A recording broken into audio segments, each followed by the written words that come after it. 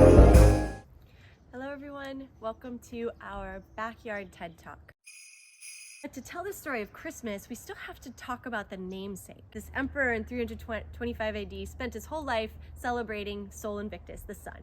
He instituted Sunday as the holiest day. You can look at the sun imagery that is literally built above the tomb of Jesus Christ, because he had a birthday, a death day, and then a second death day where he rose up to the heavens. Above that cave, they built the solar imagery, the sun above the tomb. You see these beautiful monuments that have been built for the sun back 20,000 years ago. Up till now, all of these monoliths, hundreds, thousands of them, the Stonehenge type things, they weren't just for nothing, they were to measure the sun's movements. And you see the Hawaiian Islands have different versions of that as well. These cultures that obviously were very intelligent had ways of tracking the sun. So anyway, the sun is being seen right above Jesus's tomb, and in so many ways it was starting to be used as a symbol. So then you get to 600 AD and 700 AD. They were not hiding the fact, they were disgusted by the fact that people were being superstitious. They were complaining that the priests were looking up to the sun and praying to the east every time they went in, even though these places where they were worshiping were built on top of solar temples facing the sun. All the graveyards, all of our churches still face the east. The popes are actively annoyed at people worshiping the sun still. You still see that for many hundreds of years after, but let's forward at least to the 1600s, because that's when we start to see people in America, in the American colonies. It's not America yet. There is a ban on Christmas in both England and in America. And one faction of Christianity that was in power at the time, the Puritans, Christianity that was very specific to wanting to read the Bible and felt like the Catholic Church was starting to corrupt in certain ways. And so the Puritans, they didn't want the overly beautiful things. They said, we don't need to be overly ornate. We want to end the corruption, and we want to just look at the scripture. And we understand that there is nothing about December 25th that has to do with Jesus Christ in the Bible. They read it very specifically, and we have professors that studied the New England Puritans of that 17th century, the 1600s, that says that much of their interest in banning the holidays had to do with the roots of these heretical sects. Laws were being written by Parliament, were being carried over into the New World. That set the tone for not having Christmas in America. It was a void. We had no celebration of Christmas at all. Even though it wasn't banned anymore, it was looked down upon. And so from the 1600s into the 1800s, you don't see any kind of Christmas celebrations at all. No trees, nothing, no mangers, not a religious one, and not a Siberian one. You don't see that. It's not until the 1800s where you start to see immigrants from Germany especially, who really held on to those pagan traditions. They start bringing in their customs with trees and wanting to celebrate this winter solstice in different ways. 1800s, we have to remember that's also when 'Twas the Night Before Christmas was written, this poem. The 1823, when this imagery is starting to form. So it's this connection, trains being built, bringing in the stories of people exploring into the north. We have the German immigrants coming in, bringing the trees being celebrated, the stories of people climbing in through chimneys and reindeer. And you have this group of people in the Americas that hadn't been celebrating any kind of Christmas at all.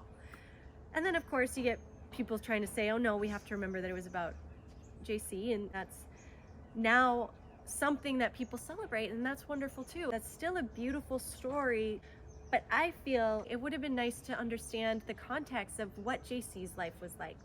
Who was in power at the time? Who were the rivals?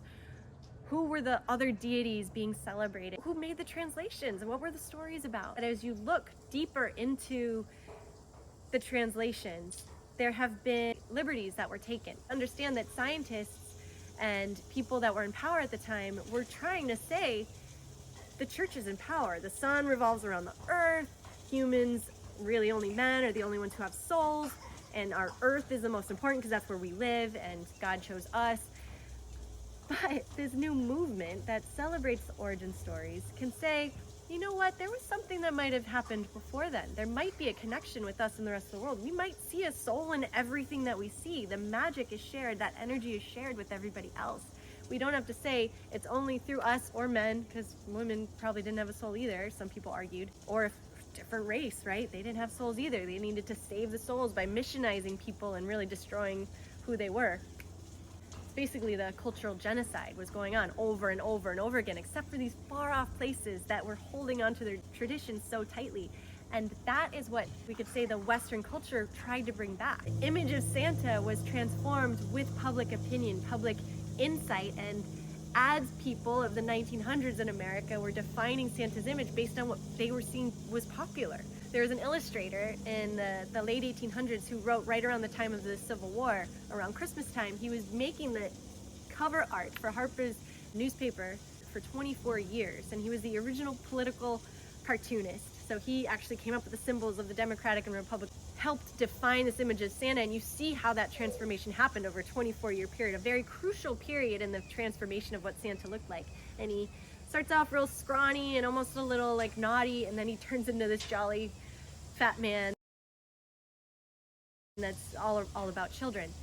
The public opinion really defined what the Santa was, I think, is really cool, because it means that we're all coming back to this nature is science, is the real story. We can look at all these dates, we start to see a pattern over and over again to see the sun was king or queen, and these native stories are really what we're celebrating now. It only deepens these stories to understand them even further. It only deepens our stories of the Jesus story to know that the Egyptians had it all written in the stars.